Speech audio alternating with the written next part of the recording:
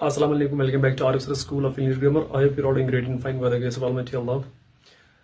As you know that I'm discussing the prepositions with you और मैंने across preposition के 2-3 points को आपसे डिस्कस किया इससे पहले वाले वीडियो लेक्चर में। आज फिर उसी को कंटिन्यू करते हुए आज कुछ और 2-3 पॉइंट्स को डिस्कस करेंगे about the same preposition. So without further ado, let's get started. यहाँ पे लिखा मैंने next point is through a period of time.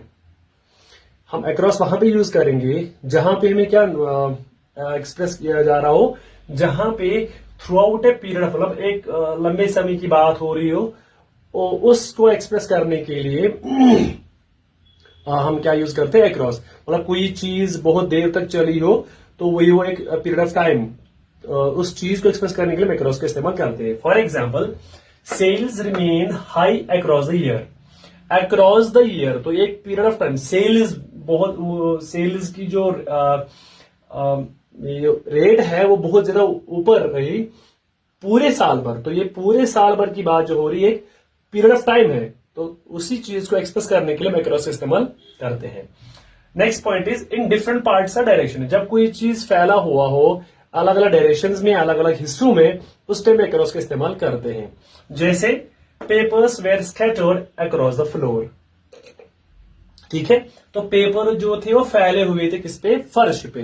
तो फैले मतलब हो गए क्या, डिफरेंट डायरेक्शंस में या डिफरेंट पार्ट्स में फैले हुए थे डायरेक्शंस में। तो वही है इन डिफरेंट पार्ट्स और डायरेक्शन। जब कोई चीज फैला हुआ हो या कोई चीज डिफरेंट पार्ट्स से अलग अलग जगहों पे या डायरेक्शन में फैला हुआ हो, उस टाइम अक्रॉस का इस्तेमाल किया जाता है। तो एग्जाम्पल से आपको समझ आ रहा होगा, papers were scattered across the floor. ठीक है, next is to show communication और इंटरेक्शन। किसी के साथ कम्युनिकेट करना या इंटरेक्शन करने के लिए भी हम इस्तेमाल करते हैं अक्रॉस। जैसे she shouted across the room, तो चिल्लाया उसने कहां पे, कमरे में। इंटरेक्शन की बात हो रही है विद द रूम और से वहां पे चिल्लाया कमरे में। One more, we talked across the table, तो हम टेबल पे बैठ के हम आपस में बात कर रहे हैं या हम बात कर रहे थे। ठीक, टेबल के ऊपर बैठ के बात कर रहे हैं, तो हम क्या कर रहे हैं, इट्स ए कम्युनिकेशन या इंटरेक्शन हो रही है। तो उस चीज को दिखाने के लिए हम क्या इस्तेमाल करते हैं, अक्रॉस इस्तेमाल करते हैं। तो आज इन 3 पॉइंट्स को डिस्कस किया मैंने। I hope you will understand, you will enjoy this video. क्या पहला पॉइंट क्या है, through out a period of time. जब पीरियड ऑफ टाइम की बात हो रही हो, पूरे एक लंबे समय की बात हो रही है, उस टाइम पे अक्रॉस यूज करते हैं। सेकंड, डिफरेंट पार्ट्स या डायरेक्शंस की जब बात हो रही हो तब भी अक्रॉस यूज करते हैं। कम्युनिकेशन इंटरेक्शन दिखाने के लिए इस्तेमाल किसका करते हैं, अक्रॉस का करते हैं। तो आज के सेशन में इतना ही रखते हैं।